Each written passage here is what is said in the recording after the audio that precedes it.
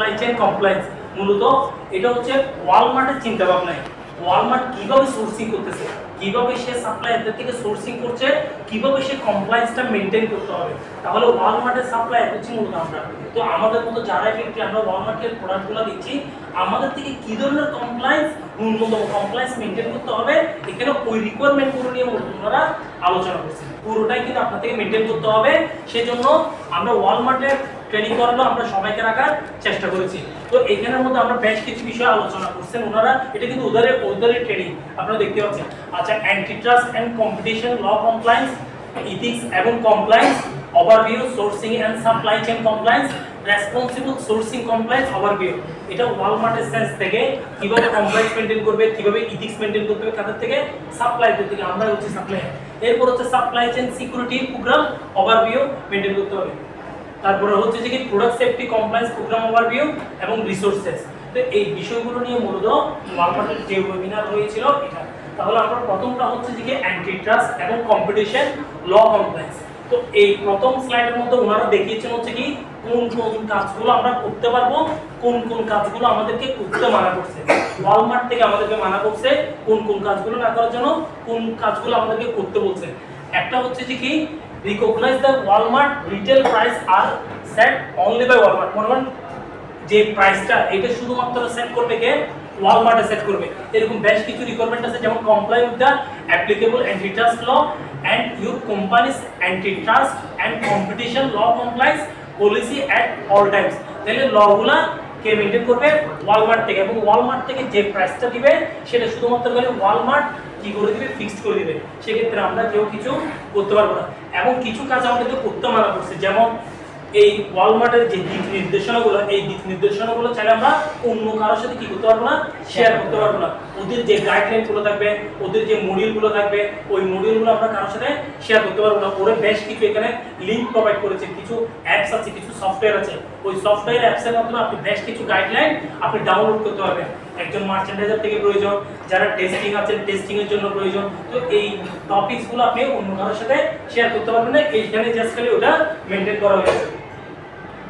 আচ্ছা, এরপর হচ্ছে যে কি সেকেন্ড টপিকসটা হচ্ছে যে কি ethics and compliance program overview. তাহলে ওয়ালমার্ট যে বিজনেস করবে, কার সাথে বিজনেস করবে, আমার সাথে বিজনেস করতেছে, আমাদের সাথে বিজনেস করতেছে। তাহলে আমাদের থেকে কি ধরনের ইথিক্স এবং কমপ্লায়েন্স মেইনটেইন করতে হবে, এটা আমাদের জন্য বলতেছে। ঠিক আছে, তাহলে আমাদের থেকে কি ধরনের ইথিক্স এবং কমপ্লায়েন্স মেইনটেইন করতে হবে ওয়ালমার্টের জন্য। তাহলে sourcing and supply chain compliance. তাহলে সোর্সিং এর জন্য কি ধরনের আমাদের থেকে কমপ্লায়েন্স মেইনটেইন করতে হবে, সাপ্লাই চেইনের জন্য কি ধরনের কমপ্লায়েন্স মেইনটেইন করতে হবে। তার ভিতরে এক নম্বর কমপ্লায়েন্স মেইনটেইন করতে হচ্ছে যে কি প্রোডাক্ট সেফটি এন্ড কমপ্লায়েন্স। তাহলে ওয়ালমার্ট সবচেয়ে যেটার উপরে বেশি জোর দিয়েছেন সেটা হচ্ছে প্রোডাক্ট সেফটি এবং কমপ্লায়েন্সের উপরে জোর দিয়েছেন। কিভাবে আমরা করব, তো এখানের মধ্যে বেশ কিছু ওনারা রিকোয়ারমেন্ট দেখিয়েছেন। একটা হচ্ছে product safety and compliance testing এর কিছু প্রোগ্রাম দেখিয়েছেন। ইউএস এর ক্ষেত্রে হলে কি করবেন, কানাডার ক্ষেত্রে হলে কি করবেন, মেক্সিকোর ক্ষেত্রে হলে কি করবেন, এবং ক্যান মানে হচ্ছে সেন্ট্রাল আমেরিকা, এই সেন্ট্রাল আমেরিকার ক্ষেত্রে হলে কি করবেন, চিলির ক্ষেত্রে হলে কি করবেন, regulatory requirement, supplier communication and PSC supplier training. আচ্ছা, তাহলে প্রোডাক্ট সেফটি এবং কমপ্লায়েন্সের ওদের যে কমিটমেন্টটা প্রথমে বলতেছে যে কি providing our customer with safe and affordable product. এক নম্বর হচ্ছে যে আমাদের থেকে ওদেরকে মূলত প্রোভাইড করতে হবে কাস্টমারকে সেফ প্রোডাক্টটা ওদেরকে হ্যান্ড ওভার করতে হবে, যেটা অ্যাফোর্ডেবল প্রোডাক্ট আমাদের থেকে হ্যান্ড ওভার করতে হবে। ওরা আমাদের থেকে কি চাচ্ছে, মূলত এক্সপেকটেশনটা কি, ওয়ালমার্ট আমাদের থেকে কি চায়। একটা হচ্ছে recharge and access law.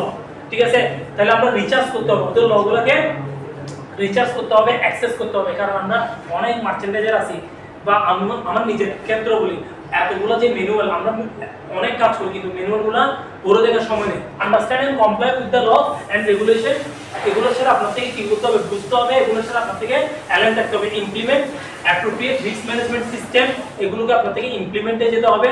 Inform করতে হবে ওয়ালমার্টকে ইমিডিয়েটলি পটেনশিয়াল ভায়োলেশন, যদি কোনো কারণে যদি ভায়োলেশন হয় তাহলে আপনার থেকে ওয়ালমার্টকে ইনফর্ম করতে হবে। তো হচ্ছে কি দেখেন, product quality and compliance manual এবং ডিরেক্টিভ। তাহলে এই ম্যানুয়ালগুলো আমরা কিভাবে পাবো, যেমন ওয়ালমার্ট ইউএসএ হলে ওয়ালমার্ট কানাডা এবং ওয়ালমার্ট মেক্সিকো, এখানে অ্যাড্রেসগুলো দেওয়া আছে। এইভাবে করে যদি আমরা প্রত্যেকটা apps, product safety compliance library, product safety and compliance manual, Canada product safety compliance manual, revise, তাহলে যে রিভাইসগুলো ম্যানুয়ালগুলো আছে আমরা ওই অ্যাড্রেসে গেলে সবাই ম্যানুয়ালগুলো পাবো। এখন সেটা কোয়ালিটির লোক হোক, প্রোডাকশনের লোক হোক, মার্চেন্ডাইজার হোক, আপনাদের যার যার রিকোয়ারমেন্ট অনুযায়ী আপনারা ম্যানুয়ালগুলো কালেক্ট করে মূলত স্টাডি করতে হবে, যার যেখানে যেটা প্রয়োজন। শরীফ বেদের থেকে কি এগুলো লাগে? আচ্ছা, তো যার যেটা প্রয়োজন সেটা আপনারা কি করবেন, এগুলো অ্যাক্সেস নিয়ে আপনারা গাইডলাইনগুলো ফলো করবেন। এরপর হচ্ছে যে কিছু টেস্টিং এর রিকোয়ারমেন্ট নিয়ে, এগুলো আমরা ডিটেইলস আলোচনা করতেছি না।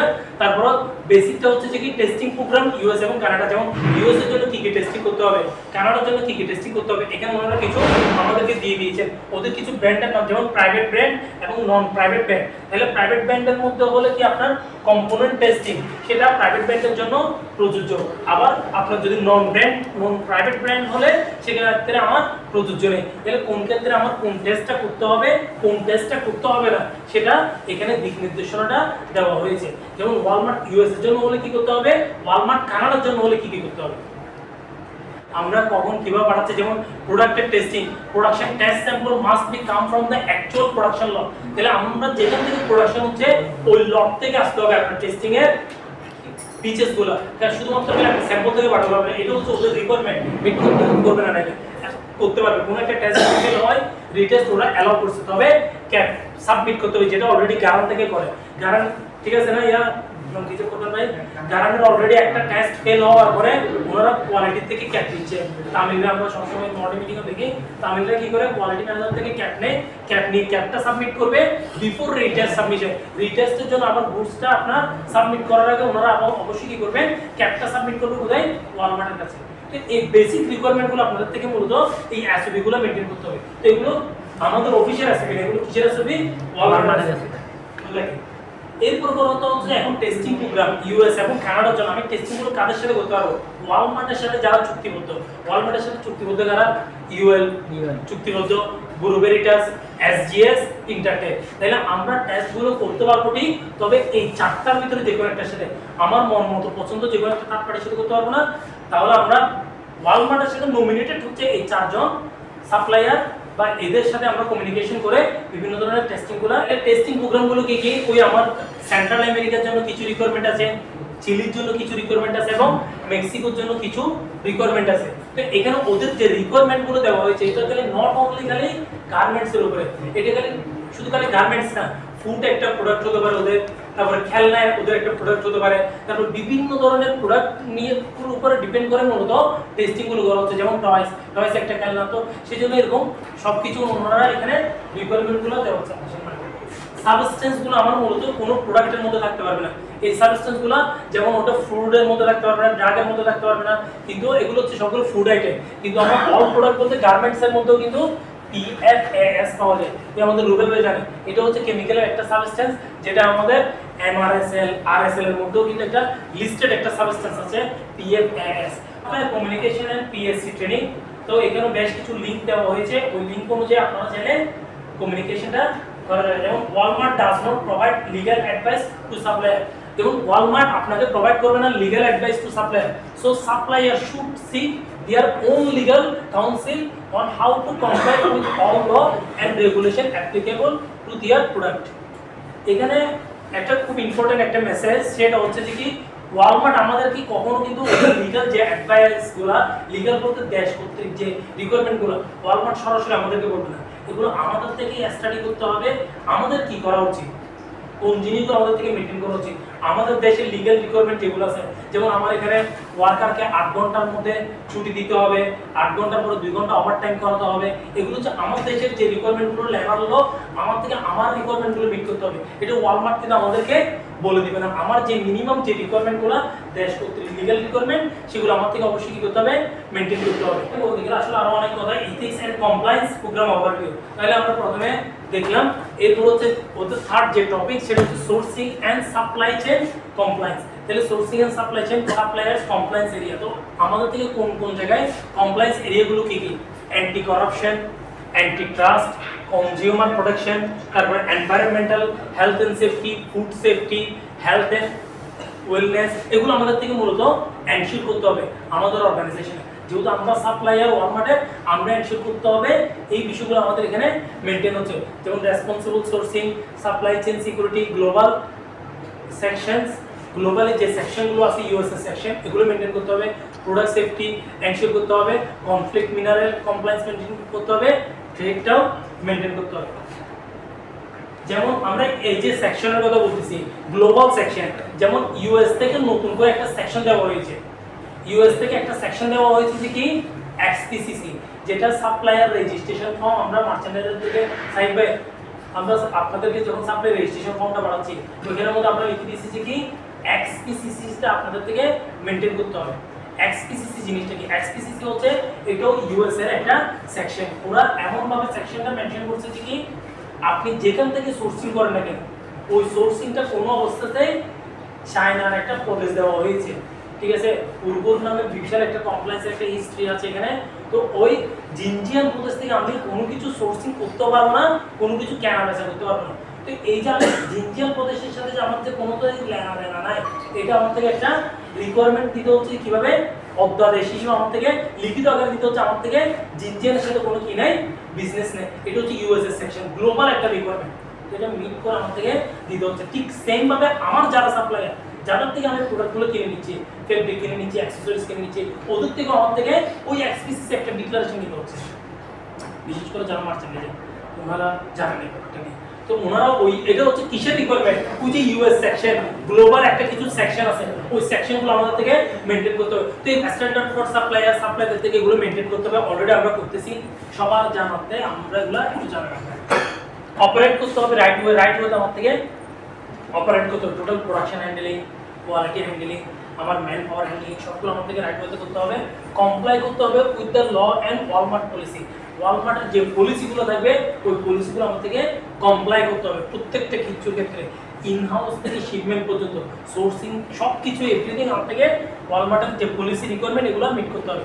যেমন আন্ডারস্ট্যান্ড এবং ম্যানেজ রিস্ক করতে হবে, আমার থেকে রিস্কগুলো অ্যানালাইসিস করতে হবে এবং রিস্কগুলো ম্যানেজ করতে হবে। তাহলে আমরা রেসপেক্টফুল একটা work place, total work environment আমাদের থেকে চেঞ্জেসে আনতে হবে। তবে এমপ্লয়ি এবং প্লে করতে হবে উইথ রাইট ওয়ে। এই যে আমার থেকে লোকজনদেরকে যে বিনিময়ে আমি যে স্যালারিটা দিচ্ছি এটা রাইট ওয়ে বলতে এক কথায় শেষ। আমার দেশের যে লিগাল যে রিকোয়ারমেন্ট আছে, যে লেবার ল বলেন, কমপ্লায়েন্স ল, ট্যাক্স ল, এই লগুলো মেনটেন করে আমার থেকে ওয়ার্কারকে সন্তুষ্ট। কমপ্লায়েন্সের যখন অডিট পাঠাবে, যখন আমার এখানে যখন এসকের অডিট হবে, আমার এখানে যখন সোশ্যাল কমপ্লায়েন্স অডিট হবে, ওই অডিটর এসে তখন কি করবে, ওই অডিটরটা আসার পরে তখন উনি তখন আবার ভেরিফাই করবে হচ্ছে কি আমার এখানে কমপ্লায়েন্সের ল অনুযায়ী এবার আমি স্যালারি দিচ্ছি কিনা, সবকিছু এবার ওই লটা এবার আমি মেনটেন করতেছি কিনা এটা ভেরিফিকেশন করবে কে, ওই অডিটর। তখন এটা ওয়ার্কারদের জন্য সেফ কি হচ্ছে না হচ্ছে, এনভায়রনমেন্টের জন্য কি হচ্ছে না হচ্ছে, এবং ওয়ালমার্টের যে রিকোয়ারমেন্টগুলো মিট করা সবকিছু আমার থেকে এনভায়রনমেন্ট কভার লাস্টে প্রোটেক্ট করতে হবে। সবকিছু করবো কিন্তু এনভায়রনমেন্ট কভার ক্ষতি করতে পারবো না। দিস ইজ কল আবার সাস্টেনেবিলিটি, ওটা আবার আরেকটা টপিক, ঠিক আছে? তো সবকিছু মেনটেন করে আমার থেকে ওয়ালমার্টের প্রোডাকশনটা করতে হবে। এখন কি শুধুমাত্র কেন কি ওয়ালমার্টের প্রোডাকশনগুলো করতে হবে? এটা খালি নট অনলি ওয়ালমার্ট, এরকম ওয়ালমার্টের মতো প্রত্যেকটা সাপ্লায়ারের কিন্তু রিকোয়ারমেন্টগুলো একই। যেমন টেস্কো বলেন, টেস্কো টিএনএফ গাইডলাইন যখন আমরা রিভিউ করছি, টেস্কোর ক্ষেত্রে বেশ কিছু রিকোয়ারমেন্ট আমরা এখানে আমরা দেখছিলাম। টেস্কোর কি রিকোয়ারমেন্ট, ঠিক সেম সিএনএ বলেন, গারাম বলেন, জর্জ বলেন, সবার কিছু নিজস্ব কিছু রিকোয়ারমেন্ট আছে। তবে এই রিকোয়ারমেন্টগুলোই আমার গতানুগতিক সবার ক্ষেত্রে এসে সবার জন্য আমার থেকে মূলত এই ধরনের রিকোয়ারমেন্টগুলো মেনটেন করতে হবে।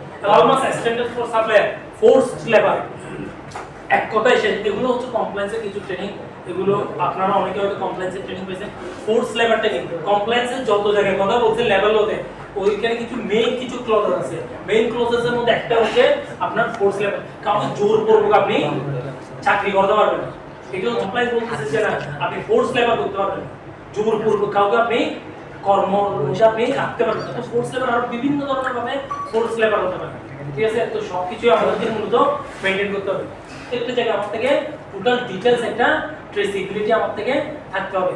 বর্তমানে কথা তো ফেসিলিটি পোস্টারগুলো থাকতে হবে, বিভিন্ন ধরনের অ্যাওয়ারনেস মূলক যে কর্মকাণ্ডগুলো থাকবে এগুলো বিভিন্ন জায়গায় পোস্টারিংগুলো থাকতে হবে। অলরেডি আমাদের এখানেও বিভিন্ন ধরনের পোস্টারিংগুলো করা আছে। বিভিন্ন প্রথম কথা হচ্ছে disclosure, risk base auditing, third party audit program, audit assessment, তারপর হচ্ছে কি ইনভেস্টিগেশনস এন্ড ক্লজ ম্যানেজমেন্ট। আচ্ছা ডিসক্লোজ, এখন কথা হচ্ছে যে কি ওয়ালমার্ট কিভাবে সোর্সিং করবে। ওয়ালমার্ট সোর্সিং করার জন্য ওয়ালমার্ট সাপ্লায়ার সিলেকশন করবে। সাপ্লায়ার যারা সাপ্লাই রাখবে সাপ্লায়ার কারা, ফেব্রিক সাপ্লায়ার কারা, আরো বিভিন্ন ধরনের সাপ্লায়ার আছে। তাহলে এই সাপ্লায়ার গুলোকে সে সিলেকশন করে কিভাবে?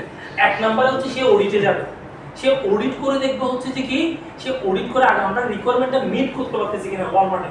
যখন আমরা রিকোয়ারমেন্টটা মিট করতে পারবো তখন সে আমাদেরকে কি দিবে, অর্ডারগুলো দিবে।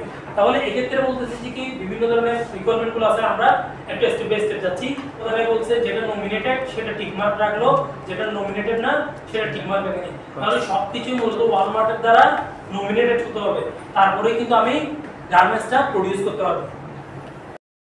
রেসপন্সিবল সোর্সিং অডিট স্কোপ, এরপর হচ্ছে যে কি যেটা মেইন রিকোয়ারমেন্ট বলছে, ও যখন একটা সাপ্লায়ারকে সিলেকশনে যাবে, সাপ্লায়ারটা সিলেকশন করার জন্য মেইন রিকোয়ারমেন্ট হচ্ছে কি ওনারা একটা অডিট করবে।